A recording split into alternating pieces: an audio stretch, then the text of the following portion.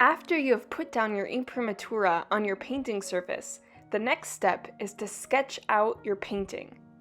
To do so, we will reuse the same burnt umber and ultramarine blue color mix that we used in the last lesson.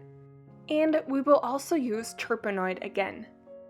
To sketch out my painting, I like to use a smaller, stubby brush. This makes me feel more like I am drawing and able to make clear lines. But before starting my sketch and applying the paint to the canvas, I start out by dipping my paint in a small amount of my mixed color and then thinning out the paint by rubbing the brush in some turpenoid. Then, after having a small amount of thinned out paint on my brush, I start to sketch the upper side of the cube on my canvas. Then I continue to work towards marking out all the diagonal lines of the cube. I use my brush to measure the diagonals of the cube I am observing to get a ballpark estimate of how high or low an angle is at. However, when sketching out a painting, it is not so important to be completely accurate with your drawing. This sketch is just meant to get a general idea of where your piece will be placed on the canvas and fine-tuning your composition. So I continue to draw out my cube here and make approximate measurements. After the sketch is done, and when I start the painting, I will be making much more accurate measurements and changing and fine-tuning areas that need it. Try not to spend more than 10 minutes on the sketching out process, unless you are working on a large painting. Also, sometimes sketching out a painting can take longer because you perhaps decided to rework your composition. It is important to give yourself the freedom to decide to change something.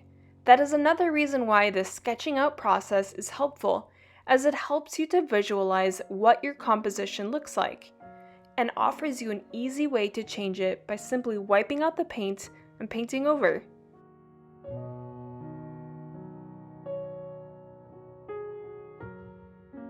Now the cube sketch is nearly complete. I make some minor adjustments to some of the angles of the cube by wiping out some paint and painting over.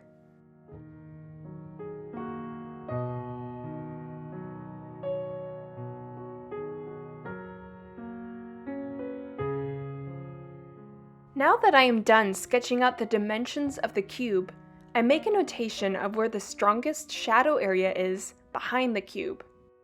This sketching out process is not just limited to drawing out the subjects in our painting, but it is also important to notate important shadow areas, as we just did.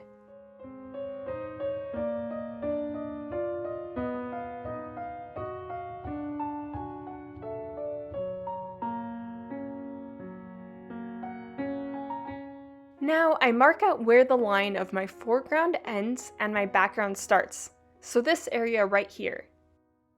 I measure to see at which height to draw the line at.